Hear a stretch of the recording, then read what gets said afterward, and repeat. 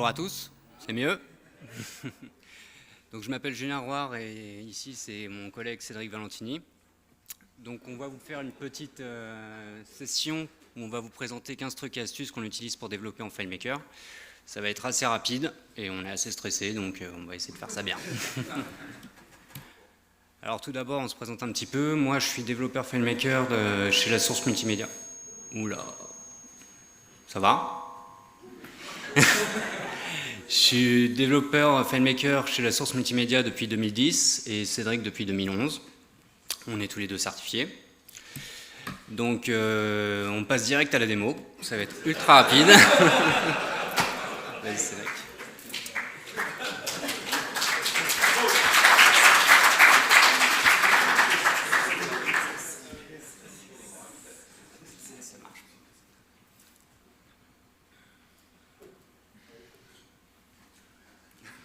Toujours pas.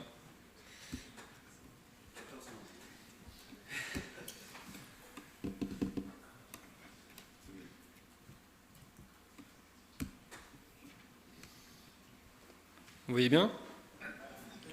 Ok, allez.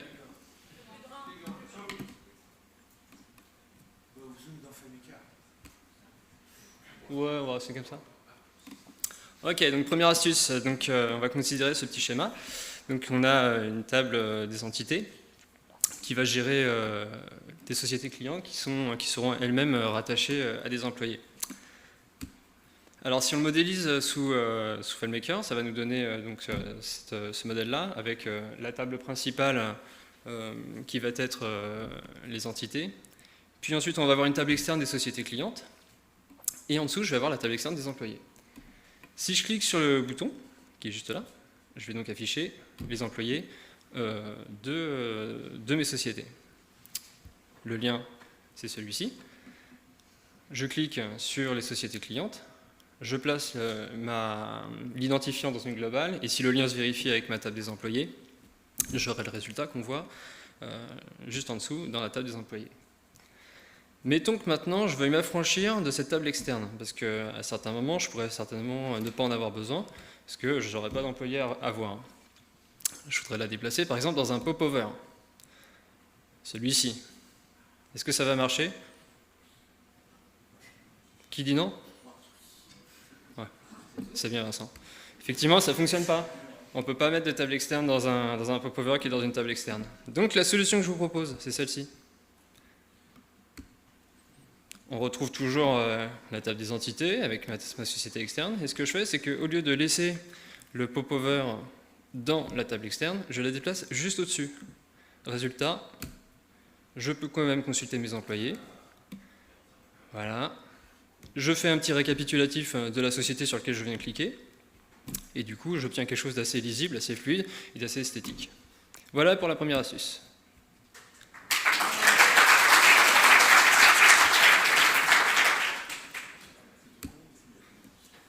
Astuce numéro 2. Mettons que je veux gérer plusieurs profils avec une seule table. Donc je vais créer par exemple plusieurs onglets. Je vais disposer sur chacun de mes onglets des rubriques différentes, évidemment, sinon ça n'a aucun intérêt. Et je vais rajouter un jeu de cercle d'options qui va conditionner mes onglets. Pardon, je le refais, voilà. Mais, donc du coup, j'ai plus besoin de mes onglets, puisque j'ai déjà un jeu de cercle d'options qui conditionne mes onglets. Donc pour la petite histoire, hein, évidemment, ça fonctionne avec un déclencheur de script. Pour masquer les onglets, j'ai plusieurs solutions. C'est soit je masque avec un objet par-dessus, bon, un peu pas super. Je pourrais les réduire, les rendre transparents, gérer ça avec des déclencheurs de script sur les onglets, enfin ça serait super compliqué. Il y a une solution beaucoup plus simple pour gérer ça. C'est de les supprimer de l'écran. Comme ça, il n'y a plus aucun problème. Alors, vous me direz, mais comment ça fonctionne? Où est-ce qu'ils sont ces onglets? Parce que là, je peux toujours aller sur mes profils. Tout simplement, je les ai déplacés en dehors du modèle. Ce qui fait que du coup, le développeur, il peut toujours gérer ses onglets sans aucun problème. Et puis, l'utilisateur, lui, pour lui, c'est totalement transparent, quoi.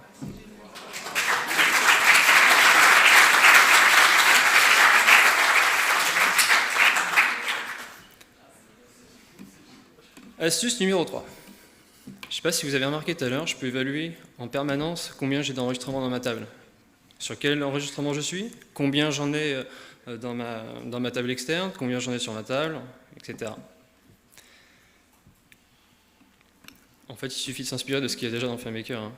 En haut à droite, on retrouve en 1, par exemple, l'enregistrement actuel. Ensuite, en 2, le nombre d'enregistrements trouvés, le phone set.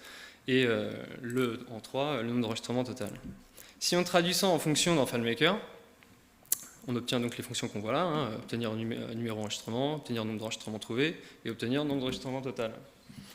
Si vous copiez ces fonctions dans des rubriques calculées, que vous copiez ensuite dans toutes vos tables, vous aurez systématiquement en temps réel l'estimation de vos enregistrements. C'est qu'à chaque fois que vous ferez une recherche, vous aurez le résultat comme je vous l'avais vu en fait dans les premiers slides. Vous avez besoin de démonstration? Ça ira? Ce sera dans le fichier de toute façon. Et je laisse la main. Bon, alors par défaut, dans une table externe, on peut uniquement trier les enregistrements sur les rubriques de la table à laquelle on lie la table externe. Donc sur ce modèle, vous voyez sur la partie gauche, j'ai une table externe qui représente toutes les villes de France. Donc ces villes, elles sont aussi liées à des départements qui font partie d'une autre table. Et sur la table de droite, j'ai la même chose, mais j'aimerais par exemple trier la table de droite sur le département et non pas sur le nom de la ville. Donc c'est quand même possible, même si quand je vais dans la définition du tri, je vois très bien que mon nom de département n'appartient pas à la table. En fait, il suffit tout simplement de changer l'occurrence de la table, aller chercher la rubrique qui m'intéresse, donc en l'occurrence mon nom de département, je modifie le tri, je valide les enregistrements. Alors par contre, le gros défaut, c'est que si j'ai beaucoup d'enregistrements liés, ça peut être assez lent. Et il ne faut pas faire comme j'ai fait, penser à remettre l'occurrence de départ. Donc là, on va voir que ça met un petit peu de temps à trier du coup. Donc ça reste possible, mais à utiliser avec parcimonie dans le cas où vous avez beaucoup d'enregistrements liés. Ensuite, c'est Vincent qui vous a parlé des filtres multiples hier. Quand on ne connaît pas vraiment la logique booléenne, ça peut être assez complexe à mettre en place. Là, sur cette table, j'ai toujours mes villes de France avec un filtre par nom. Donc, si je filtre par Paris, il y a ça. Ensuite, j'ai un filtre par code postal. Donc, si je mets 75, voilà, j'obtiens bien mon résultat à la fin. C'est assez rapide pour 36 000 enregistrements. Et pour le mettre en place, j'ai séparé en plusieurs parties chaque filtre. Et en fait, si je veux en rajouter, c'est tout bête. J'utilise simplement cette fonction. Je vérifie si mon filtre est vide ou, s'il n'est pas vide, je lui applique une condition. Donc si vous voulez en rajouter plusieurs à la suite, il suffit de copier-coller ça et de changer les valeurs que vous souhaitez.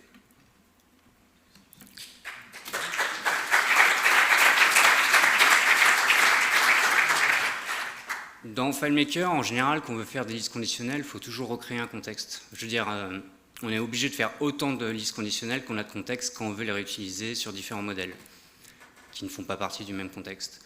En fait, il y a un moyen plutôt simple de créer des listes conditionnelles sans pour autant recréer des occurrences de table pour recréer la liste. Là, par exemple, sur cette table, j'ai des contacts. Ils sont typés prospect, client ou fournisseur. Donc, j'ai mes listes qui vont avec. Et en fait, pour obtenir ce résultat, j'ai juste créé une rubrique calcul qui vérifie une condition et qui applique en résultat la rubrique que je souhaite. En l'occurrence, c'était le nom et le prénom du contact. Donc je fais autant de rubriques calculées que j'ai besoin de listes. Donc là, j'en ai fait 3. Et après, quand je fais ma liste de valeurs, j'inclus tous les enregistrements et je base la liste sur le résultat de ce calcul. Du coup, ma liste, je peux l'utiliser n'importe où, dans n'importe quel modèle, n'importe quel contexte. Elle aura toujours la même valeur et elle représentera ce que je souhaite.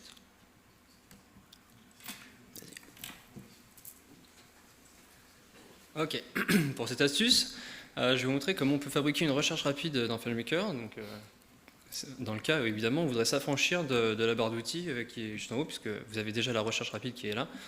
Pour des raisons de sécurité, on ne veut pas l'utiliser ou parce que vous gérez votre navigation directement sur l'interface de FileMaker. Alors c'est tout simple pour créer ça. Il faut tout simplement une rubrique globale, donc, que je vois ici. Cette rubrique globale de type texte, vous la copiez dans toutes vos tables. Pas trop compliqué.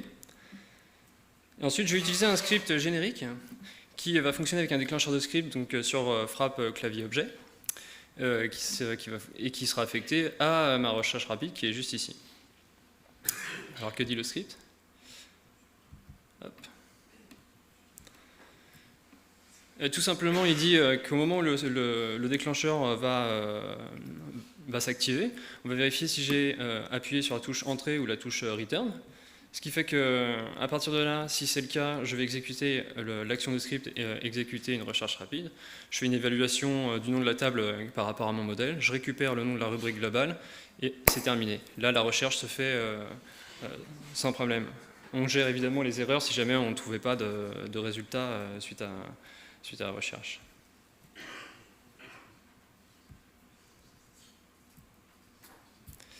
Alors il y a une chose auquel il faut faire attention, c'est que sur les rubriques, il faut bien veiller à ce que dans l'inspecteur, les rubriques soient incluses dans la recherche, sinon ça ne peut pas fonctionner. Il y a une autre chose aussi, c'est que si vous avez des tables externes avec beaucoup d'enregistrements dedans, si vous faites une recherche avec la recherche rapide, il se peut que la recherche soit plus longue, voire même n'aboutisse pas au bout d'un moment. Donc ça, il faut vraiment veiller à bien désélectionner par exemple certaines rubriques si elles ne sont pas utiles.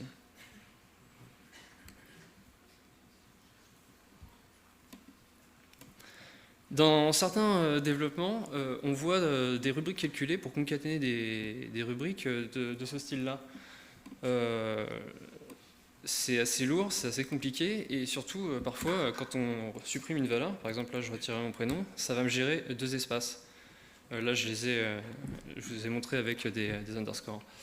Il y a une manière beaucoup plus simple en fait d'utiliser de faire des concaténations, c'est d'utiliser la fonction list. Parce que la fonction list, qu'est-ce qu'elle fait? Elle va juste regarder si dans ma rubrique civilité j'ai une valeur, dans prénom, etc. Et si elle y est, elle va me retourner à chaque fois, chaque valeur avec un retour chariot. Ce qui fait que si je substitue les retours chariots par des espaces, du coup, je vais avoir une concaténation. Si j'ai pas de valeur dans une des rubriques, comme c'est le cas ici, bah, j'ai pas de retour chariot, donc j'ai pas d'espace. Donc du coup, j'ai une concaténation qui est simple et efficace. Le calcul est beaucoup plus simple.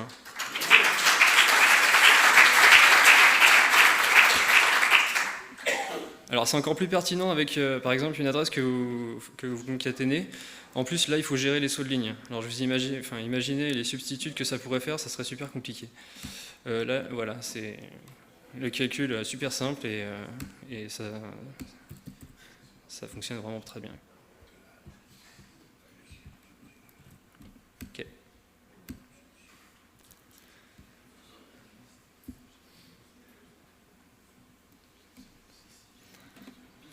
Super l'animation.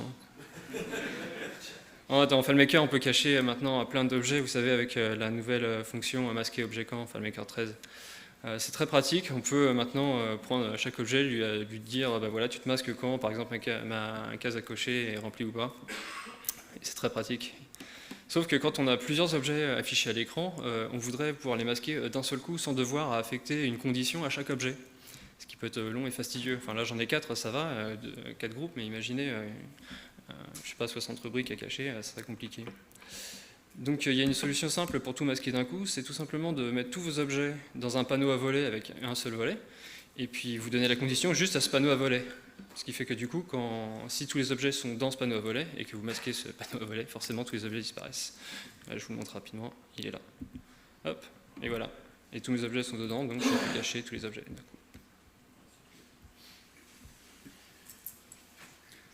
Alors je continue sur l'astuce de Cédric. Parfois il peut être utile d'afficher des objets uniquement en mode modèle, comme c'est le cas ici. Bon. En fait c'est vraiment tout simple, il suffit de rentrer un 1 dans masquer objet quand.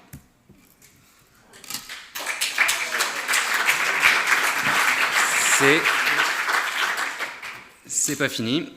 Donc là, tout à l'heure, Cédric vous a parlé du popover qui permet d'afficher une table externe finalement dans une table externe. Là, j'en ai un aussi à cet endroit-là. Donc lui, j'ai dit que je voulais le cacher, en fait, ne l'afficher qu'en mode modèle. Donc forcément, en mode d'utilisation, il n'apparaît pas, mais c'est pas pour autant qu'il ne peut pas s'activer. Donc c'est un bon moyen de pouvoir l'afficher en mode modèle et savoir que vous en avez sur le modèle et d'éviter de les mettre en transparent par exemple. Tanguy vous a parlé d'une des évolutions de la 13 qui permet en fait de faire des statistiques avec des listes 2. Donc c'est un moyen très simple de ne plus du tout utiliser la fonction de fonction personnalisée ou autre pour récupérer une série d'identifiants ou de noms. Donc par exemple ici, j'ai toujours mes villes. Je cherche toutes les villes qui contiennent un P.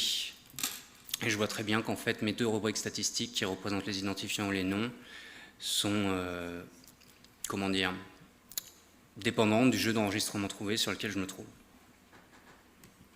Donc c'est vraiment tout simple, hein, il suffit de sélectionner une rubrique lorsqu'on crée notre statistique et de définir le paramètre liste2 avec. Alors on a parlé des requêtes SQL et Marc vous a parlé du problème qui se pose quand on fait une requête SQL et qu'on écrit en dur le nom des rubriques à l'intérieur. Typiquement, ça pose un gros problème si je m'amuse à changer le nom d'une des rubriques qui apparaît dans ma requête. Hop, désolé. Voilà, on voit que ma requête du haut ne fonctionne plus. Par contre, on voit que celle du bas fonctionne toujours. Et là, j'ai mis à jour ma requête et je vois bien que le nom de ma rubrique a changé lui aussi. En fait, pour faire ça, c'est tout simple. On utilise 2 petites fonctions personnalisées qui s'occupent, lorsqu'on leur passe en paramètre un nom de rubrique, de récupérer le nom de la table et le nom de la rubrique. Ainsi, quand on utilise notre requête SQL avec ces 2 fonctions, elle devient dynamique.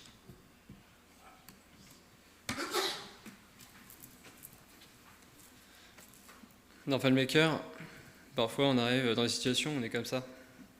Vous savez, vous essayez de sélectionner un objet et puis on n'y arrive pas, parce qu'il faut cliquer vraiment sur le filet. C'est très handicapant. Quand il y a la couleur, il n'y a pas de souci.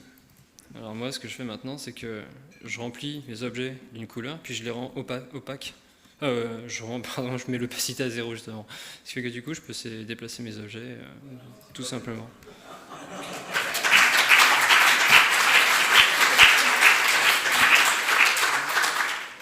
Il y a des clients qui nous appellent des fois, qui nous disent voilà, j'ai monté un super modèle, mais j'arrive pas à l'imprimer parce que j'ai rien à l'écran. Et ça donne un truc, ça. On se dit mais ok. Alors ça, c'est pas vraiment une astuce, hein, c'est une option depuis la 13. Par défaut, les modèles, ils ont cette petite case à cocher ici, qui est déjà pré-cochée. Et du coup, il faut la décocher. Hop, hop. Et du coup, quand on est en mode prévisualisation, tout de suite, ça apparaît. Voilà, ça c'est la petite astuce. Bon.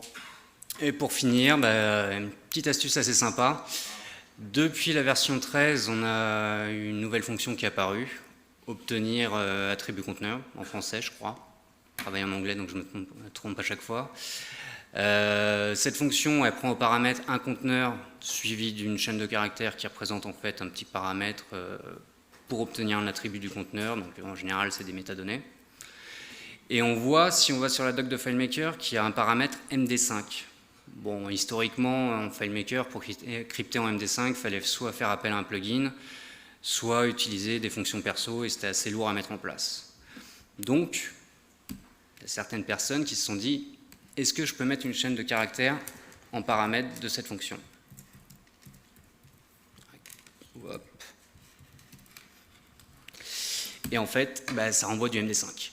Donc on peut crypter nativement en MD5 dans FileMaker maintenant. Voilà.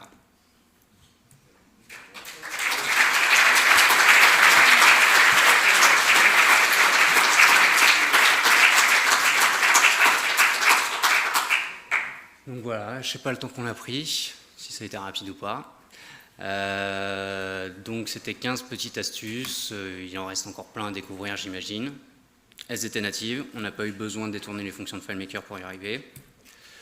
Au niveau de nos ressources, on s'inspire beaucoup du blog FM, de Matt Petrowski qui est très bon dans ce genre de choses, de nos 2 mentors, Monsieur Gillet et Monsieur Julot, et, et de vous-même parce que c'est en bidouillant que vous arriverez à trouver ce genre de choses. C'est ce qu'on fait aussi tous les jours. Voilà.